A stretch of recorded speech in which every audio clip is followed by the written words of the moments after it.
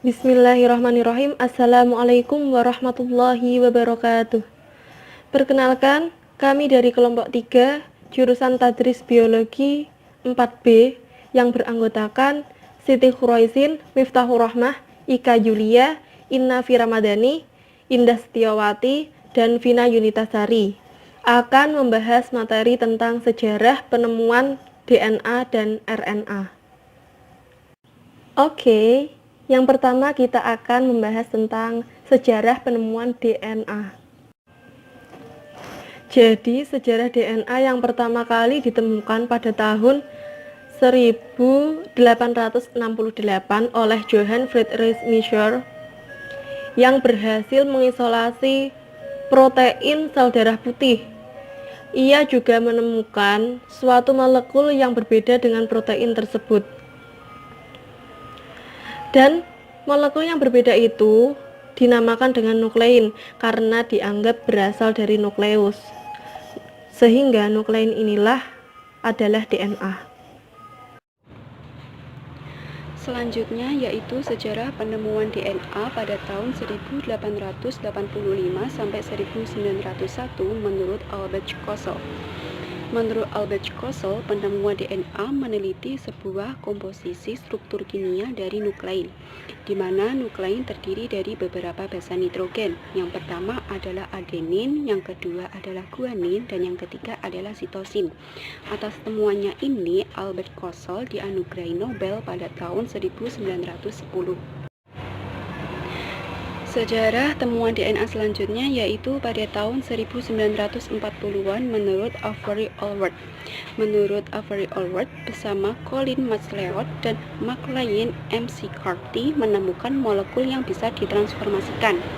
Dalam sejarah temuan DNA, Avery Allsworth juga melakukan penelitian tentang bakteri non-patogen yang menjadi patogen setelah dicampurkan dengan materi patogen, yang pada akhirnya kejadian ini terdapat materi yang dapat ditransformasikan.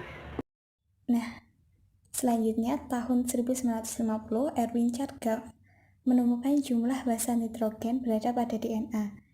Nah, jumlahnya ini guanin sama dengan sitosin dan adenin sama dengan tinin. Nah, jumlah basa nitrogen ini bervariasi pada beberapa spesies. Pada penemuannya ini, Erwin Chargaff memberikan nama penemuan hukum Chargaff. Tahun 1951 sampai 1953, seorang Rosalind Franklin melakukan kerjasama dengan Maurice Wilkins dan Raymond Gosling. Nah, pada kerjasama ini, Rosalind Franklin berhasil memfoto struktur DNA menggunakan difraksi sinar X.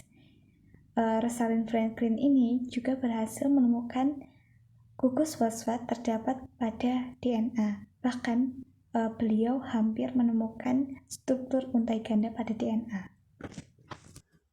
Selanjutnya, pada tahun 1953, James Watson and Franz Crick mereka menemukan struktur rantai ganda DNA dan mereka dianugerahi Nobel pada tahun 1962 di bidang fisiologi dan kedokteran.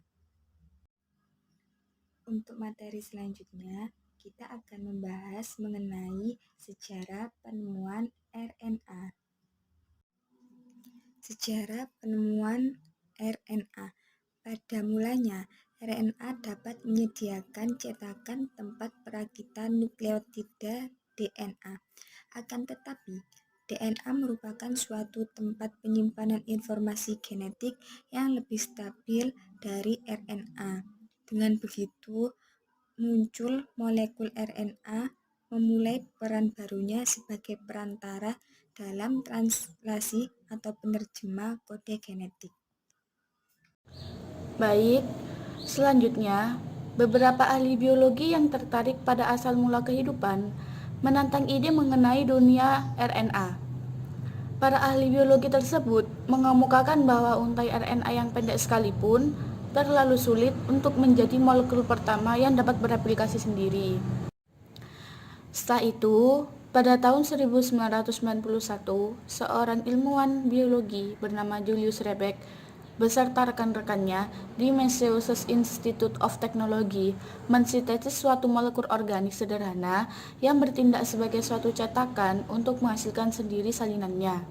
Terobosan ini memperkuat suatu hipotesis alternatif bahwa gen-gen asam nukleat telah didahului oleh sistem herediter yang lebih sederhana. Pada tahun 1961, keberadaan mRNA pertama kali ditemukan oleh Jacques M. dan Francois J. Kemudian ditemukan oleh Jacob Sidney Brenner dan Matthew Massason dan California Institute of Technology.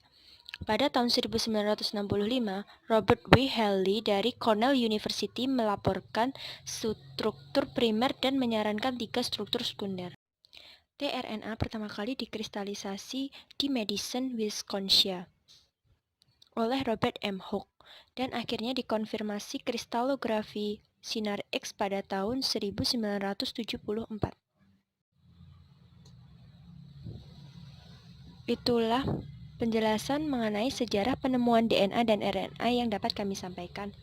Apabila ada yang kurang jelas, silahkan ditanyakan.